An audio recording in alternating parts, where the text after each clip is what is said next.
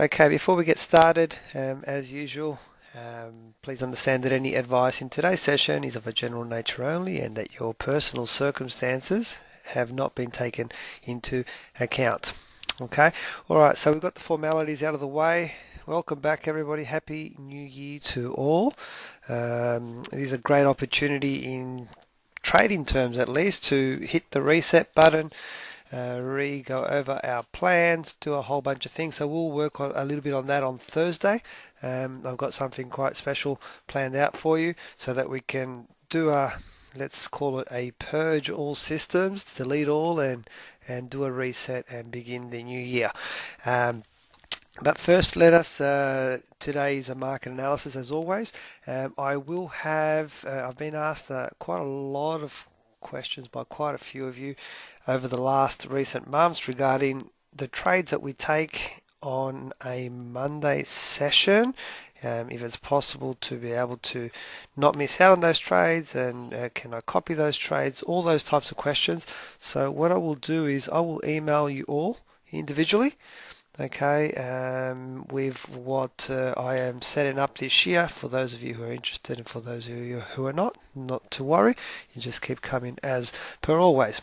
Okay, all right, now for the first, so before I move on, just look out for my email and just let me know what you'd like to do. All right, so the year has started, okay, and considering it's the first year straight after a holiday, it's actually quite a full week that we have. We know traditionally that the first Friday of every month is non-farm payroll Friday, and we no exceptions this week as well. So that happens at on Friday night, 12:30 midnight, or Saturday morning, as you've seen here on my schedule here. But that's non-farm payrolls on Friday.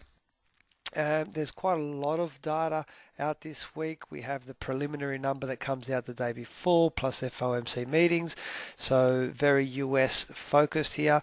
Things that we're going to be looking out for is to see if they say anything regarding their attitude towards their interest rate cycle for the year 2016. Okay, we know that the Fed Reserve raised their interest rates on the 17th of December, if memory doesn't fail me. And so we're kind of, I think it's a little bit early in January, but we're kind of having a bit of a look just to see what their minutes say, if everything is as per what they were thinking on plan. Are they going to be a little bit aggressive? Are they going to be very cautious? Those types of wordings is what we're looking for, because that could really move the market. Okay, of course, the non-farm payroll numbers always moves the market regardless. It's a very high activity, low volume, and then massive volume at the announcement. So that causes that big fluctuation in pricing. What other things that we have from on our side, I guess, from closer to shores, is on the Aussie side, we have trade balance numbers, building approvals.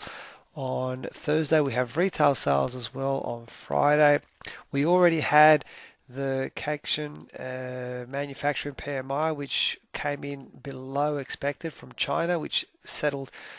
Our dollar dropped this morning or this afternoon, lunchtime-ish. We dropped about 60, 70 pips off that. Uh, so I guess in terms of raw raw data, the currency that's going to be, or the currency pair that's going to be under the most, I guess, exposure to data is probably going to be the Aussie USD this week. Okay, so AUD USD is the most exposed to data. Okay, so we do have one tiny bit of Kiwi news, GBP as well, and that's about it. Okay, let me talk a little bit about what we feel might be the trends for 2016, things to look out for. As always, if we can try and catch one good heavy trade, we're going to try and take advantage of that. If we go step by step, if we look at the euro first, we'll start off with the euro. There's a lot of talk about, can the euro reach parity with we're talking euro USD here, of course. We're currently at 10. 107, 108, around about that. Now 700 pips is not an awful lot of distance to go through. There's a couple of key levels that we need to get through first. We got the all 12-year low of 104.80 something, 84 or something. I'll have a look when I get to my charts, which is key. And the second key level is obviously going to be parity. Now, from the euro side, positive factors are that the German economy is starting to recover, and of course, the German is the number one nation dictating the euro. Spain is doing well, but they're not really, they're getting drawn back behind by Italy and France.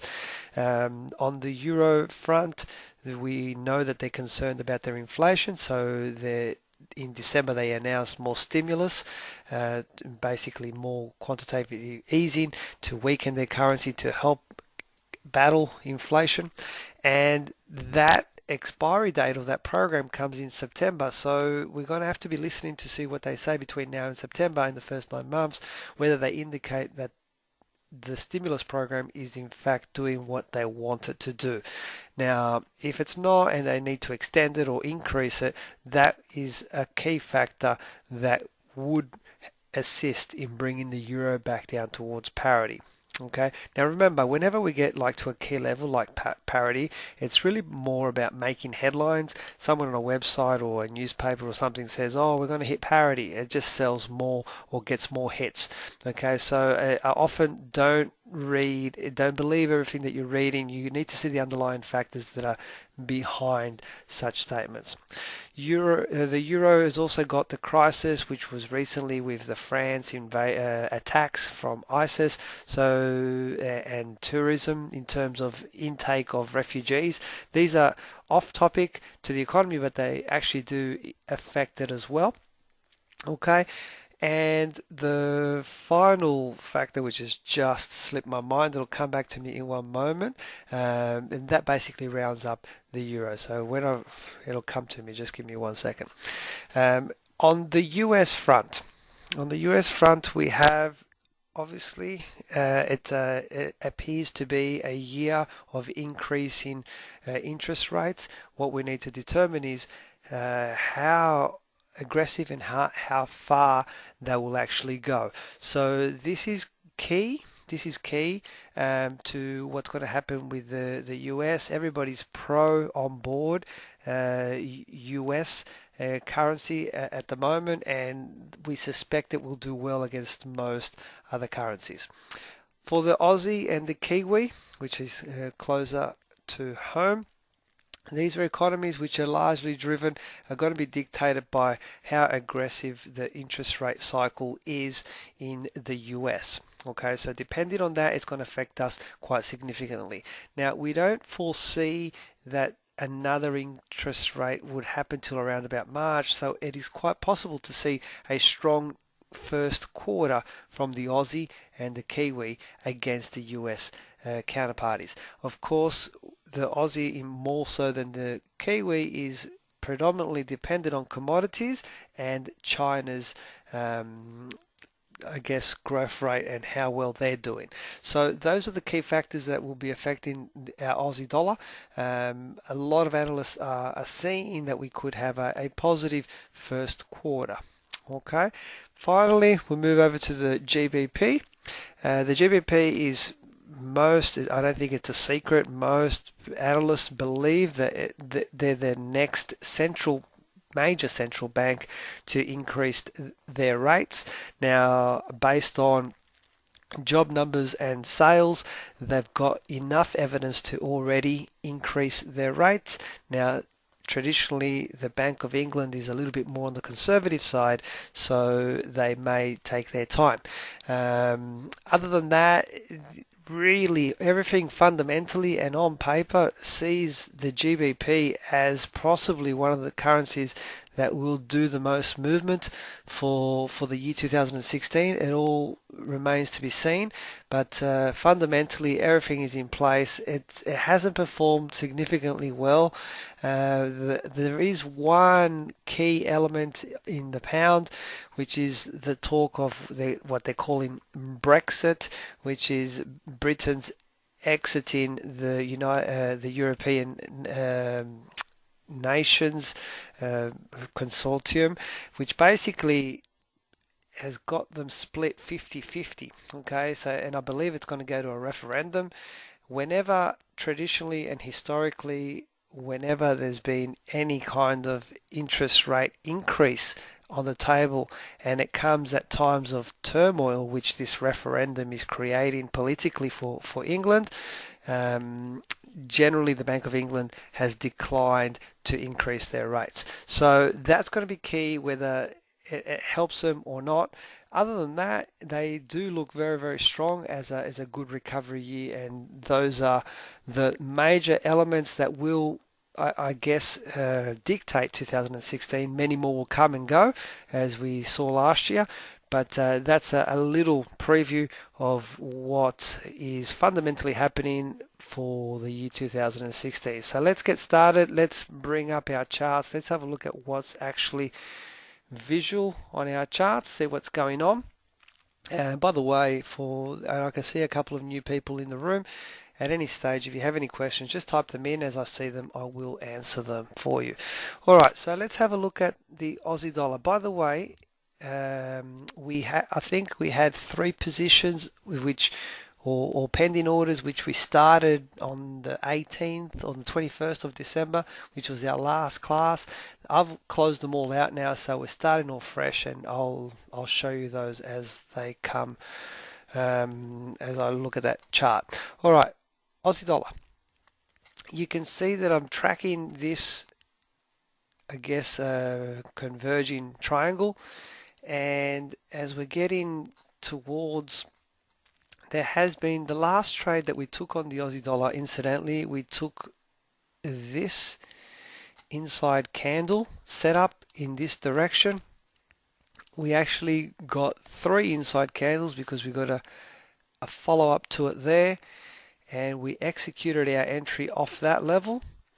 Our stop was there, which was around about 100 pips, and we got up to 128, which means our 1-to-1 point was reached, and consequently I closed everything out at the 1-to-1 because I was just didn't want to hold any more trades during Christmas and all that.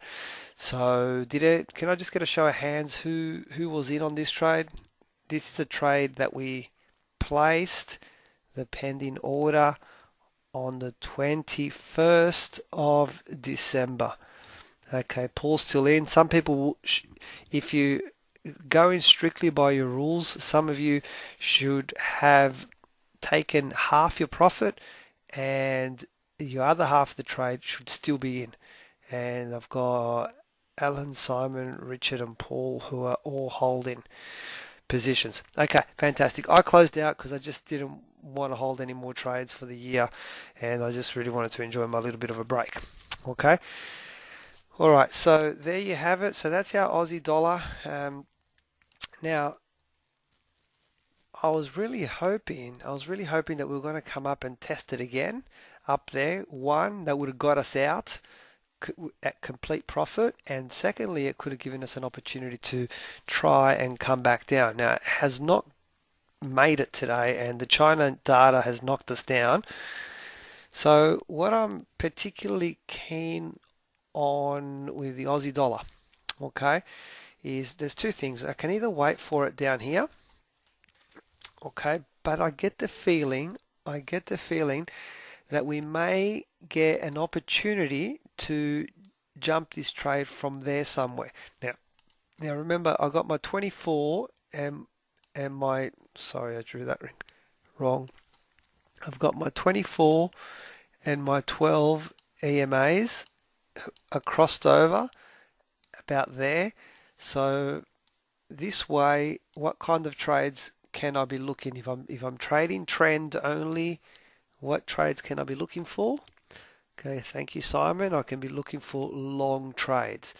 Okay, so I'm looking for buy opportunities. Well done, everybody. All right, so that leads me to think with this big candle today coming down, we may get tomorrow a candle which sits inside of this one, and then on the following day we could get an opportunity to take a trade in that direction.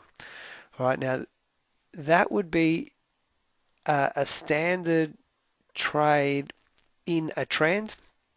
Now, because the takeoff point has a higher high and a lower low, in other words, I'm inside this converging triangle. If you don't like this trade, you could be excused for not taking this one. Okay, but I get the feeling we may get this set up, and depending on what it physically looks like, I'll possibly take it. Alternatively, what might happen is we don't get that set up at all, and tomorrow we just get another candle that comes down, and then what we're going to look for is we're going to look for the same setup again down here, and I'll be looking at down here because I'm following this line from my converging triangle. Okay. Question, if it's retraced 50%, oh, no, it's a statement, sorry. It's retraced 50% of the last movement. Let me just double check that. The 50% level is not really a Fibonacci. Yep, 50% exactly. So Lois is saying that from A to B, we've come down 50%.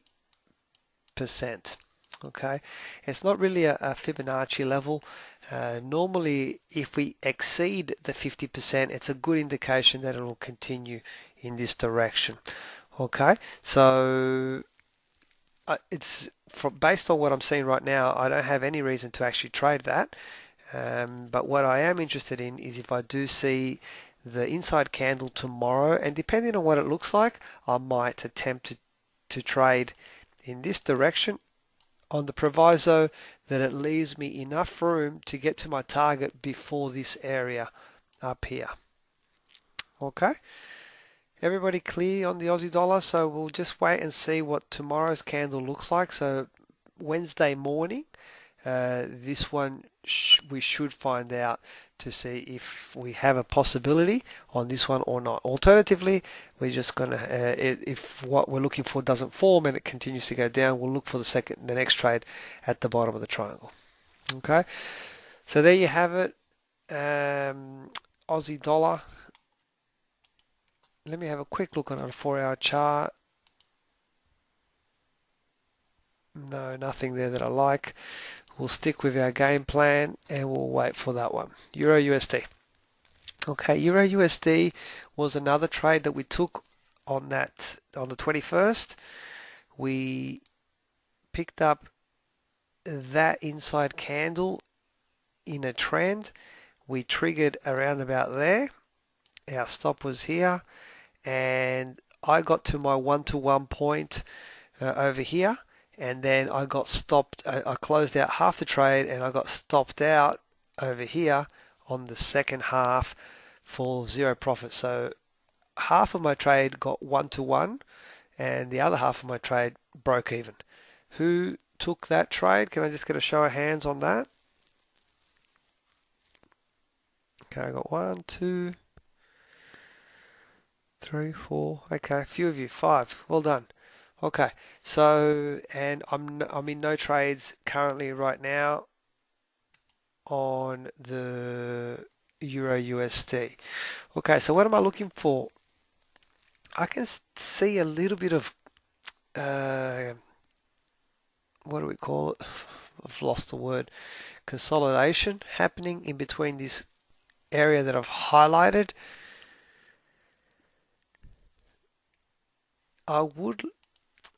I'm in the uptrend. We could get a setup over here. I would like to, if I get a setup here with a nice engulfing candle or a inside candle to shoot back up, that's a trade that I would like to take. Okay,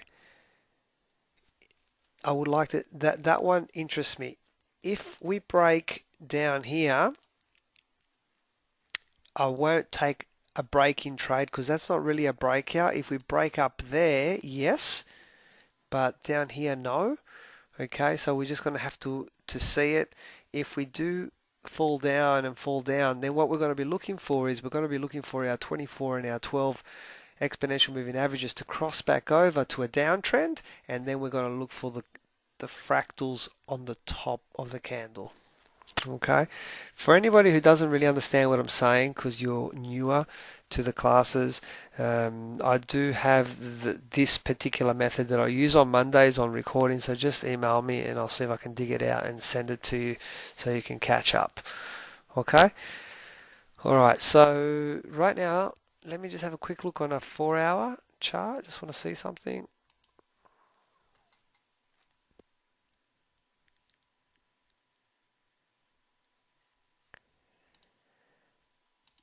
Okay, the Euro USD right now is in no man's land. The only thing that I'm interested in is right now I'm interested to see if I can get a setup over there and what specifically what it would be. It would be something like this. If the current candle comes down and then I get like a candle like that, and then tomorrow I get this type of setup like that, then basically the following day I could take it in that direction as such. Okay, but it's not ready yet, and it's at least 2 days to set up. Okay, so let's put this one on the side. Let's monitor it, see what it shows us. Moving on, GBP USD.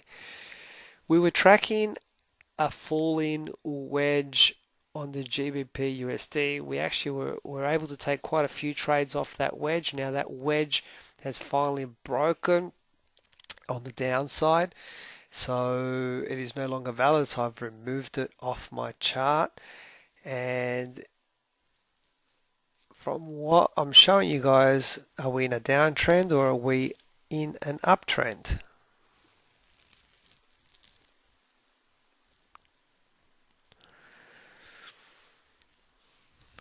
Okay, yes, well done, unanimous. Everybody agrees we are in a downtrend. I'm looking at a daily chart, and so when we're in a nice downtrend, now I know this is contrary to what I just said about the GBP and what this year potentially looks like.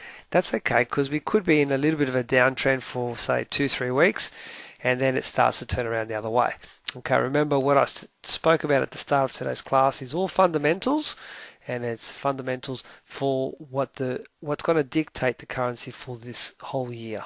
Okay, so we predominantly, I'm probably 90% a technical trader, 10% a fundamental trader, and I very rarely, I always trade what I see. Okay, so if I see a trade in whatever direction it is, I'm happy to trade it as long as it meets my criteria and my rules.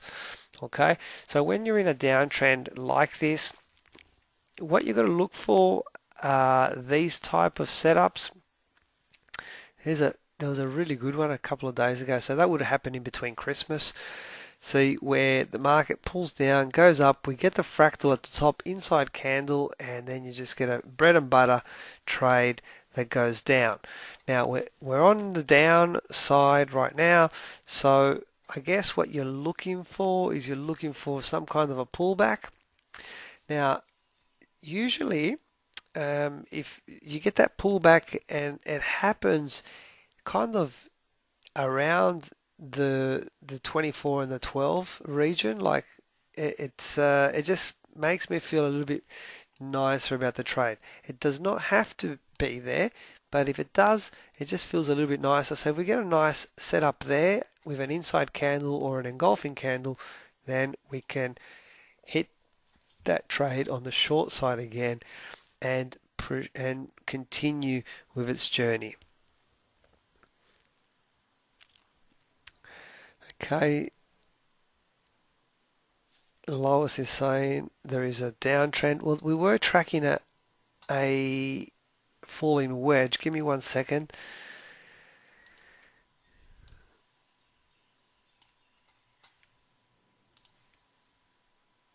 We were tracking this wedge there, up to there. That's what we were tracking, and we took quite a few trades off this particular wedge. But when we broke down now out, so that this wedge is now no longer in play, So if I'm going to leave any trend lines in here that I like, let me just have a look at this one. 1 second. Let me go a little bit further back. I'm trying to get this last point to fit in. This point here, I can't really fit it in anywhere. I mean, I can with 2 points, but I prefer three. And I'm trying to squeeze him in, and I can't. So I'm going to remove that line. I'll keep the top line just to show me an indicator. The only other relevance here is I believe this looks to me like a Fibonacci level. Give me 1 second. No, not yet. Oh, we kind of just touched it. This is the 161 level. So if I go from here to there, and then down here, this is a 1618 extension, or we've just touched it. So we could get a little bit of bounce. That's okay. I don't really want to trade this particular one. Especially in January, I just feel that the market is not in full vibe yet. But what I would prefer is I'm happy for the market to bounce back, and if it can give me the setup that I'm looking for, then that's a trade that I want to take. Okay, so this is it's in a nice downtrend, so we're gonna try and find opportunities to sell into the trend. Okay, so at the moment we've just missed one, so we move on. Let's have a look at gold. Okay, gold is still inside that consolidation that we started to draw pre-Christmas, and it's staying in there, and based on what I'm looking at right there, I don't really have any trades for you whatsoever. Let me have a quick look at a 4-hour chart.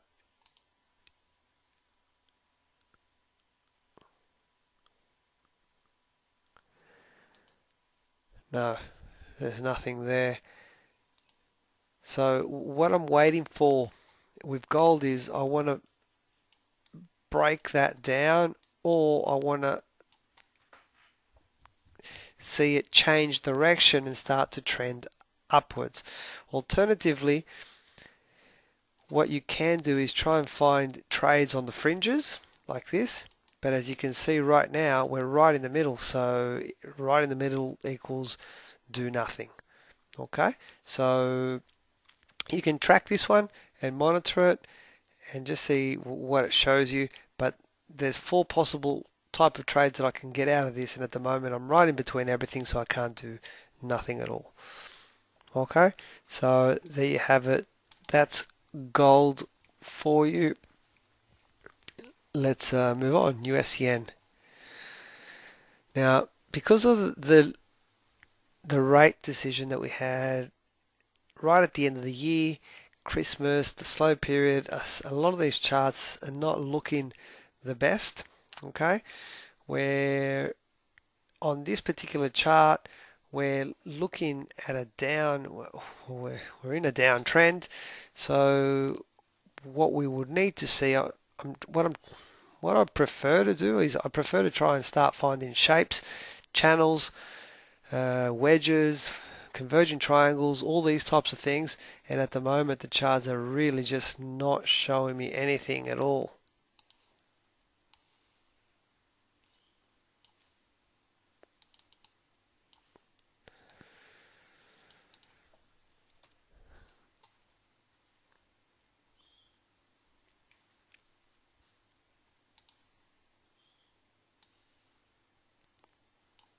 I'm just going to mark out this hotspot.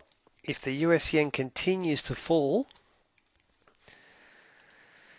into this region, which is the 118 to 119 region, then at this spot, purely because there's been a lot of activity down here, I would be willing to look for an inside candle to go back up. And this would be a counter trend trade, but I just feel it's a good spot considering the US and everything.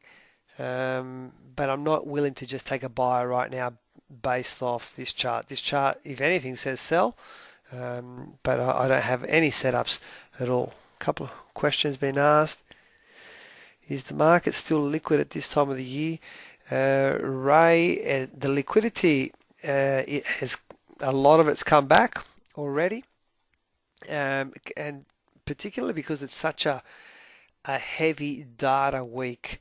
We got non-farm, we got all those news that we spoke about at the start of today's class.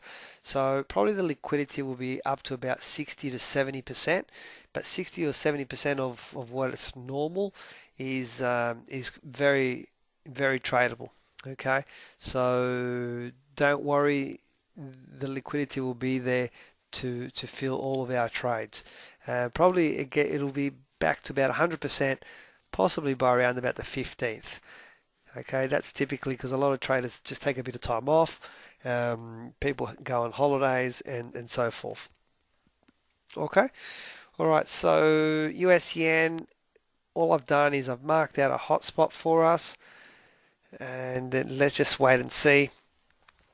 I was looking at my charts today and I really don't have many trades for us. Um, Euro yen. Okay, Euro yen, this is a nice pattern. It's a falling wedge. We're heading in the right direction.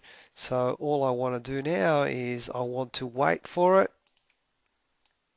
over here, and then I'm going to look for the long trade. Okay, now as always, just because I reach that point doesn't mean I'm going to trade it. I need to see an engulfing candle, an inside candle, or any of those reversal price action patterns that we've covered in the past. Okay, this is a pattern which is very well established, so this is the kind of trade that we don't want to miss out on. Okay, it could be a week away, it could be 2 days, just depends on the size of the next couple of candles. But let's just keep our eye on it, and the euro yen is setting up nicely. Okay, so that's all I have for you on that one. Kiwi dollar. Kiwi dollar, we're starting to get this rising wedge coming out. We could get, because of today's big red candle here, we're definitely in the uptrend. We could get the same setup as the Aussie dollar for tomorrow. So we could get an inside candle over here and the opportunity on Wednesday morning to trade it up. That'll put the fractal over there as well. If that was to happen and you get the same setup on both the Aussie dollar and the Kiwi dollar, normally if you don't want to take both trades, or if you want to take both, you might reduce the size. Instead of doing 100% size, you might go 70% and take both trades. Or alternatively, look at the one that you like the shape better.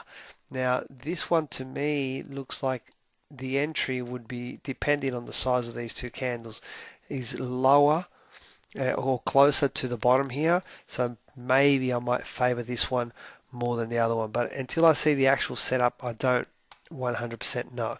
Now, of course, what might happen is tomorrow it keeps going down, and then we'll wait for a setup over here like that to try and take the trade in that direction. Okay, now this is a rising wedge. So, question, if this happens and this happens, and then we get this kind of a candle, is that a valid trade to take? Okay, I've got one yes, got one no, two yeses, 3, 4, 5. Okay, remember the rule. When we're dealing with channels or wedges that are rising or falling, this one is rising, which means I am allowed to take the breakout trade in the opposite direction of the gradient. In other words, this trade, yes. But if it broke to the upside, that would not be a breakout trade. I mean, it's still technically breaking out, but that's a trade that we don't normally take. Okay, is everybody clear on that? Yep, fantastic.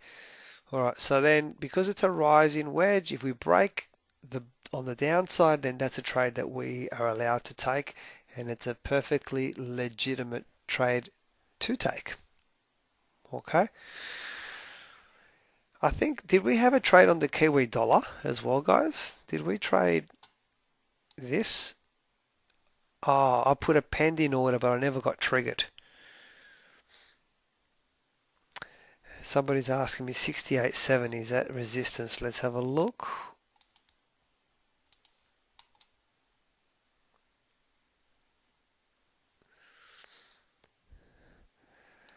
Well, 68.70 falls up the top there. Okay, so I've drawn in this channel and I was expecting this to continue to go up and try and get a trade out of it there, but it looks like that this level has held 2 times. So at this stage, the answer would be yes, it is resistance. Okay. However, however, I, I see what you're asking.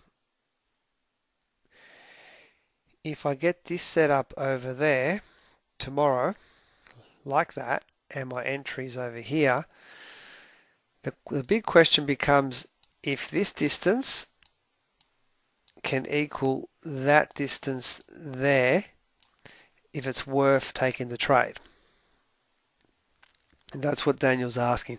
I'm trading into resistance. Okay, now in theory, the way that I look at that, yes, you could say that is resistance. However, my lows are getting higher and I'm following this shape. And the reason for me to take this trade is more in line with, I believe that the trend is changing and you can see it's creeping up. So I would not be afraid of taking that trade into that level there. Now, if that level there had gone there and there was like 3 or 4 touches, then I'd be more concerned about it. Okay, so at this stage, I don't feel that it's a real key level. Zoom out more. See, there's nothing even really as I move across, so I wouldn't be afraid of trading into that one. But valid point. Thank you for bringing that up, Daniel.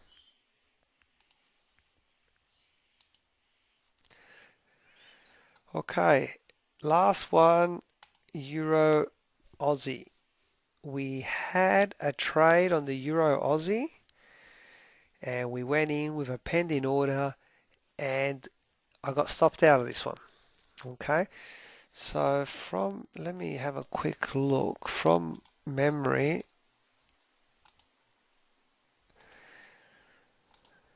Give me 1 second. The 21st of January to today. There should be 3 trades in there. Okay, so let's have a look. There was the Euro USD, which we made half profit, half zero. We got stopped out for the Euro Aussie, and there's my Aussie USD, which I took out. So the 3 trades that I placed on that day, well, we got out with a $13 profit. Okay, and so this one was a losing trade. Let me just map it out because I don't remember the trade properly. Give me 1 second. Okay, there it is. So what was I doing? I think we saw this engulfing candle there late. The market was around about there when we saw it and we decided to put in a pending order. There's the pending order you can see here is where we started the trade in this direction and basically we got stopped out and the stop was right there below this spot there. Who took this one? Who got stopped out on this trade? Anybody? Okay, one. And remember that I said that this trade was like almost in it like an opposite trade to the Aussie dollar. Okay, so a few of you took it, a few of you didn't. Okay, and consequently, this is what I was actually talking to you about. You can see from my statement here that my Aussie trade made 60 bucks and this one lost me 93. Okay, because the Euro AUD moves a little bit quicker, but they were both sized the same. And of course, I got out of this trade because I just didn't want to hold anymore and just to close out for the year. Okay, so let me summarize what's happened today.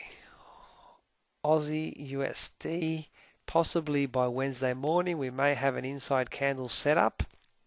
If not, we'll continue to play this converging triangle. Euro USD, we're in the middle of congestion. We could get something here on the fringe. GBP USD, we're falling downtrend. We're looking for a pullback entry. Gold is consolidating. US yen, it's an ugly looking chart. All I can see is this kind of hot spot around about the 118.70 region. Let's see if something shows up. Euro yen's got a nice pattern. Let me just extend it a little bit. Just wait for it a bit more. Let's see if it plays out for us. Kiwi dollar, we have a rising wedge. Let me get rid of this because I don't like it. It throws me off. And Euro Aussie, we got a really ugly looking chart. There could be something on a 4 hour there though. Give me 1 second. No, there isn't. Okay, so there you have it. Our first market analysis for the year. Anybody have any questions, any comments, anything that you'd like to say, mention?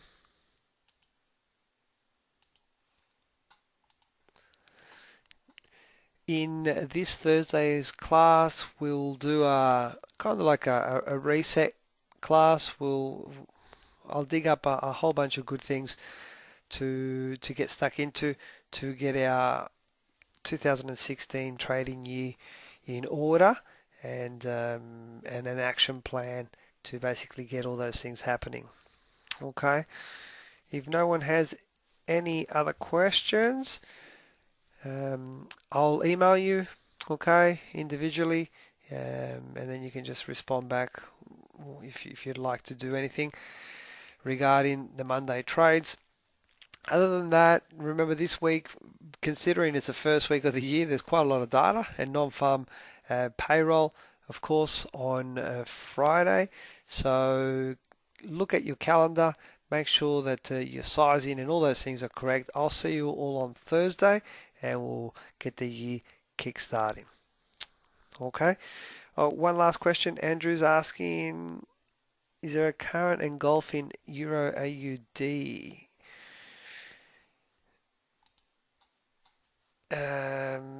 No. It's so we would be oops, sorry, let me change colors. It's not really an engulfing candle. This one's a little bit higher than that one. Okay. So if it was, the setup would not be, it would be ready tomorrow because we need to wait this to see where this candle finished. So for example, if this was a little bit lower like that, let me redraw it and just say this candle looked like this. Tomorrow morning, when this one starts, this would be confirmed as an engulfing candle. However, tomorrow morning, the fractal would not be there yet. Okay, the fractal will only appear there after tomorrow's candle finishes. So there's a danger that this candle goes up like that, then the fractal turns up, and now you've already missed out on this distance. So if you want to take the trade from this level, it's a very aggressive entry. Okay, sometimes what can happen is instead of the candle looking that way, tomorrow's candle ends up going down, I'll color it in like this there, and then you get the entry from here on the following day. Okay, but in any case, this candle is not an engulfing one. This level is a little bit higher than that level there. Is that clear? I think Andrew asked that question.